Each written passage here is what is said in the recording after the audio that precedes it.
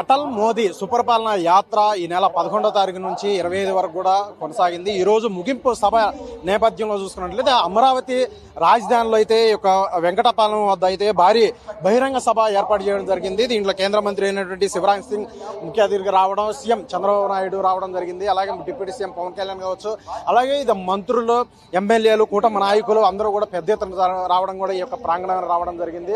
ఈ సుపరిపాలన ఏదైతే యాత్ర ఉందో ఈ శత జయంతి ఉత్సవాల నేపథ్యంలో ఇక భారీ బహిరంగ సభ నేపథ్యంలో రాష్ట్రంలో నలుమూల నుంచి కూడా భారీగా జనం అయితే ఇక్కడికి రావడం కూడా జరిగింది. ఈ నేపథ్యంలోనే ఒక స్మృతి వనం లెక్క ఇక్కడ మొట్టమొదటి విగ్రహాన్ని అటల్ బిహారీ వాజ్పేయి యొక్క విగ్రహాన్ని మాజీ ప్రధానమంత్రి అయినటువంటి అటల్ బిహారీ విగ్రహాన్ని 14 అడుగుల కాంస్య విగ్రహాన్ని మొట్టమొదటి విగ్రహాన్ని ఇక్కడ వెంకటపాలెంలోని అమరావతి వెంకటపాలెంలోని ఒక విగ్రహాన్ని ఏర్పాటు చేయడానికి ఈ యొక్క ప్రారంభోత్సవానికి కూడా అందరూ కూడా రావడం జరిగింది. ఇది ఒక స్ఫూర్తిదాయకంగా నవ భారతదేశ నిర్మాతగా కావచ్చు, అలాగే అజాత శత్రువుగా, అలాగే ప్రధాన మంత్రిగా వ్యవహరించిన టైంలో అనేక దేశం యొక్క ముందుకు వెళ్ళడానికి తీసుకొచ్చిన విప్లవాత్మకమైన నిర్ణయాలు కావచ్చు, తీసుకున్న ఆలోచనల నేపథ్యంలో ఒక దేశం అనేది ఎంతో ఆధునికంగా ముందుకు వెళ్ళిన పరిస్థితి ఉంది. ఈ నేపథ్యంలో అటల్ బిహారీ వాజ్పేయిని ఒక స్మృతి వనం అతని స్ఫూర్తిదాయకంగా రాష్ట్ర ప్రజలు అలాగే రాజధాని ప్రజలు కూడా అందరికీ కలగాలనే ఉద్దేశంతో ఇటు కూటమి ప్రభుత్వం అయితే ఆలోచన నేపథ్యంలో 14 అడుగుల కాంస్య విగ్రహాన్ని అయితే ఇక్కడ వెంకటాపాలెంలో అయితే దీనికి యొక్క ప్రారంభోత్సవం నేపథ్యంలో ఇక్కడ దానికి ఏర్పాటు చేయనున్నారు. ఈ యొక్క ప్రారంభోత్సవం సంబంధించి ఇటు వివిధ నాయకులు, ఇటు బీజేపీ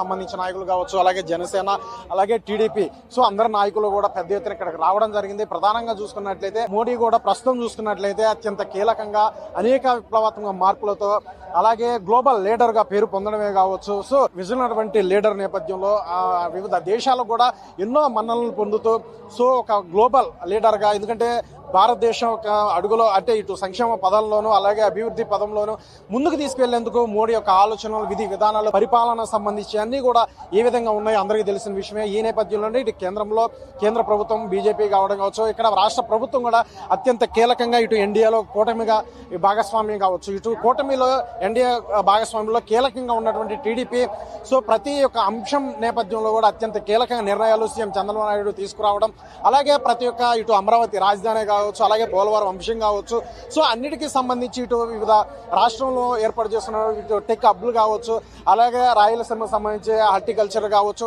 అనేక అన్నిటికి సంబంధించి ఇటు కేంద్ర ప్రభుత్వం ఎప్పుడు కూడా సంప్రదింపులు జరుగుతూ కేంద్రం నుంచి రావాల్సిన సహకారాలు అన్నిటి కూడా ఎప్పటికప్పుడు కూడా సీఎం చంద్రబాబు నాయుడు దానికి సంబంధించి ఫాలోఅప్ చేస్తూ అనేక విధాలుగా రాష్ట్రం అభివృద్ధి బాటలోకి వెళ్లేందుకు సీఎం చంద్రబాబు నాయుడు నిర్విరాంగా కష్టపడుతున్నారు. అలాగే డిప్యూటీ సీఎం అయినటువంటి పవన్ కళ్యాణ్ కూడా తను కేటాయించిన వివిధ శాఖలకు సంబంధించి సమర్థవంతంగా పరిపాలిస్తూ ముందుకు వెళ్తున్నారు.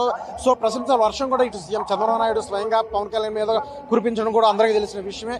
సో ఈ విధంగా ఎన్డీఏ ప్రభుత్వం, కూటమి ప్రభుత్వం ఏర్పడి 18-19 నెలల వస్తున్న నేపథ్యంలో సో రాష్ట్రం ఇటు సంక్షేమ పదంలోనూ ముందుకు వెళ్తమే కాకుండా అభివృద్ధి బాటలో కూడా ముందుకు వెళ్తున్న పరిస్థితి నెలకొంది. అలాగే అత్యంత కీలకంగా ఇటు ప్రధానంగా చర్చ కొనసాగుతుంది. ఎందుకంటే ప్రస్తావన ఏంటంటే అమరావతి రాజధాని ప్రజలందరూ కూడా మెప్పిన, ప్రజలందరూ అనుకున్న రాజధాని అమరావతి. సో అమరావతి నిర్మాణానికి సంబంధించి ఒక ప్రాజెక్టులో ఎక్కడెక్కడ చూసినా సరే అన్ని కూడా పరుగులు పెడుతున్న పరిస్థితి ఉంది. సో నిర్వహంగా మంత్రి నారాయణ కూడా ఎప్పుడెప్పుడు సమీక్షలు చేస్తూ ఆ యొక్క ప్రాజెక్టులకు సంబంధించి పెద్ద ఎత్తున దానికి ఒక ఫాలోఅప్ చేస్తున్న పరిస్థితి, సమీక్షలు నిర్వహిస్తూ అధికారులతో ఆయన సూచనలు చేస్తూ కూడా మంత్రి నారాయణ వెళ్తున్న పరిస్థితి. అమరావతి రాజధాని నిర్మాణానికి సంబంధించి ఇటు ఇప్పటికే పెద్ద ఎత్తున ప్రపంచ బ్యాంకుల నుంచి సహకారాలన్నీ కూడా కేంద్ర ప్రభుత్వం ఎప్పటికప్పుడు అందిస్తుంది. ఈ నేపథ్యంలోనే వారి యొక్క ఐక్యతకి వాజ్పేయి యొక్క విగ్రహం అనేది ఒక అద్దం పడుతుందంటూ కూడా అభిప్రాయం వ్యక్తం చేస్తున్నారు. ఏదేమైనా సరే అమరావతి రాజధానిలో మొట్టమొదటి విగ్రహంగా అటల్ బిహారీ వాజ్పేయి, భారత రత్న అటల్ బిహారీ వాజ్పేయి యొక్క విగ్రహం అనేది ఇక్కడ ఏర్పడడం, సో ఇది అంతా కూడా చాలా గర్వించదగ్గ విషయం అంటూ కూడా ఇక్కడ అందరూ కూడా కొనియాడుతున్నారు.